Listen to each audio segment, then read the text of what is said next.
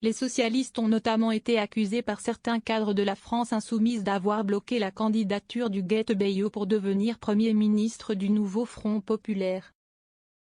Le nouveau Front populaire poursuit les négociations pour proposer le nom d'un Premier ministre issu de ses rangs. Invité de France 2 ce lundi 15 juillet, Olivier Faure estime qu'il est normal que cela prenne du temps.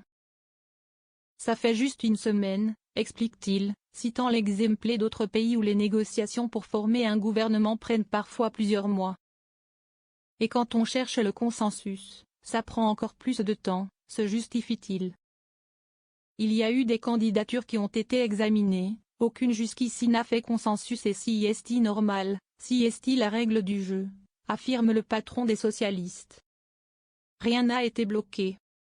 La semaine dernière, le nom du Guetebello, la présidente de la région La Réunion, a été évoqué à gauche mais a finalement rapidement été écarté. Certains insoumis accusant les socialistes de blocage. Rien n'a été bloqué, assure ce lundi Olivier Faure.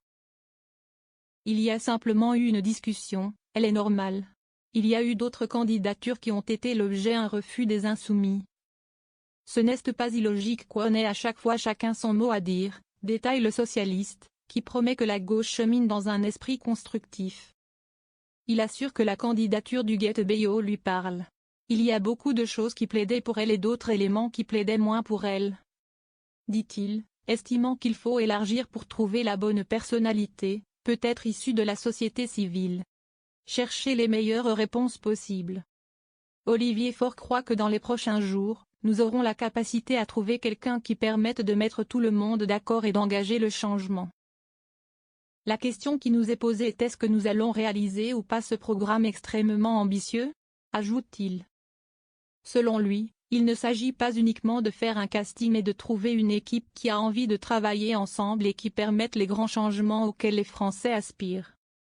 Le chaos dans lequel nous a installé le président de la République suppose que nous cherchions les meilleures réponses possibles, conclut le premier secrétaire du PS.